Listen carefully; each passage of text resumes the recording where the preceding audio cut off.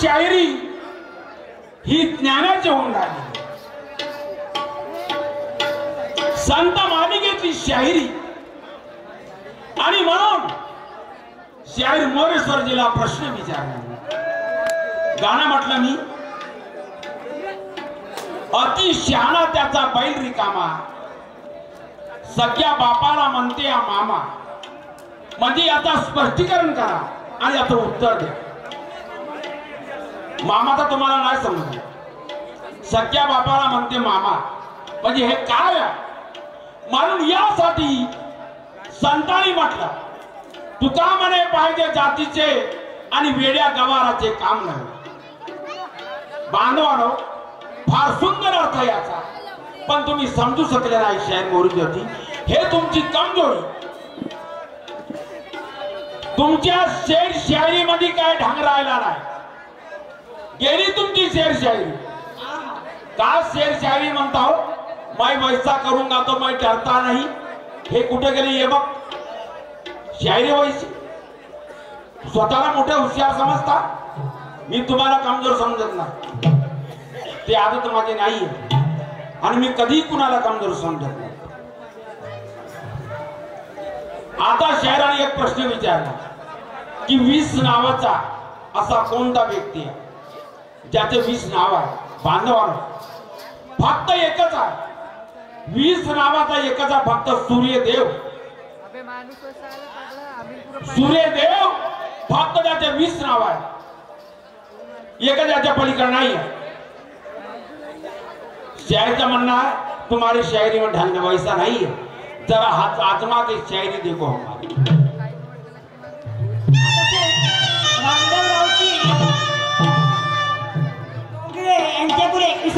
धन्यवाद. शायर मोरेश्वर जी, अरे तू है फटाका तो हम भी अटम बम है. अरे वाह, तू है फटाका तो हम भी अटम बम है. 50 साल हुए शायरी करते करते, आज भी सीने में दम है. क्योंकि मुझ में कोई घमंड नहीं, ये सरस्वती माता की देन है. क्योंकि मुझ में कोई घमंड नहीं, ये सरस्वती माता की देन है. अरे प्रणाम करते उस माता को, वो है तो हम.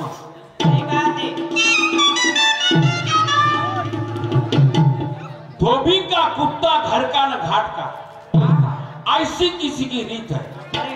धोबी का कुत्ता घर का न घाट का, ऐसी किसी की रीत है. करनी वरनी कुछ नहीं, कहते मेरी जीत है. तुम्हारे कहने से क्या होगा? ये पब्लिक बड़ी ज्ञानी है और ईमानदारी का पता चलेगा तेरे दूध में कितना पानी है.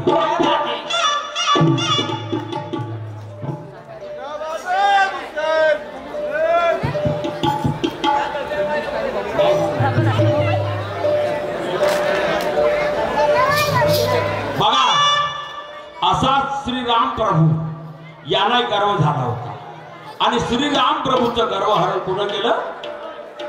हनुमंतानी. बघा याच्यावर माझं गाणं आहे.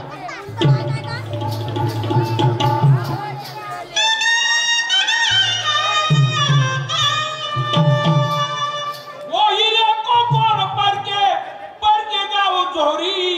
आजमा के देखो मेरी शायरी, आजमा के देखो मेरी शायरी.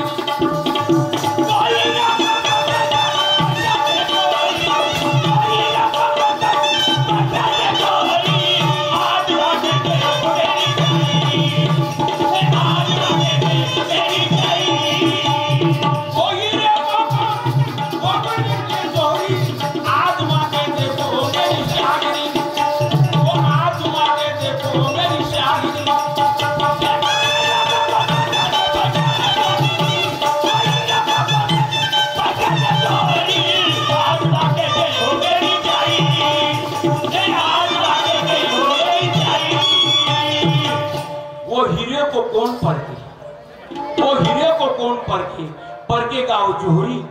आजमा के देखो मेरी शायरी. हिऱ्याची किंमत कोणाला आहे? जोहऱ्याला. म्हणून काय म्हटलं आहे का?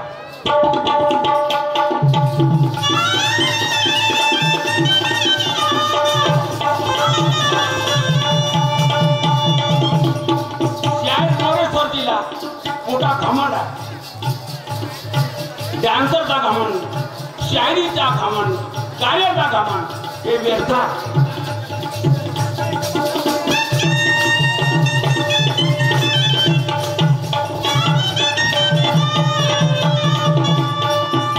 घमंड करू नका, गर्व करू नका. गर्व कोणाचा राहिला नाही.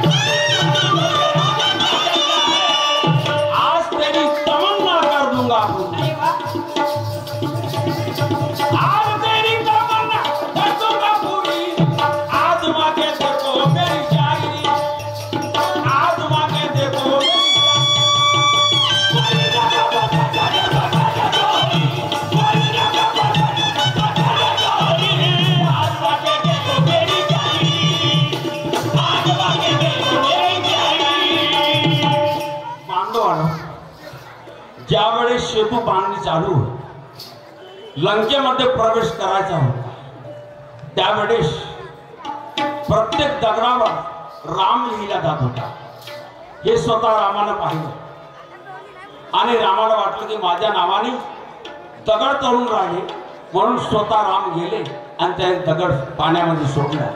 तेव्हा तो स्वतः तो दगड तरला. तेव्हा हनुमंताने म्हटलं प्रभू की ज्या ठिकाणी तुमचं नावच नाही तो दगड कसा तरणार. त्यावेळेस श्रीराम प्रभूचे गर्भहरण त्या हनुमंताने केलं. पाहायचं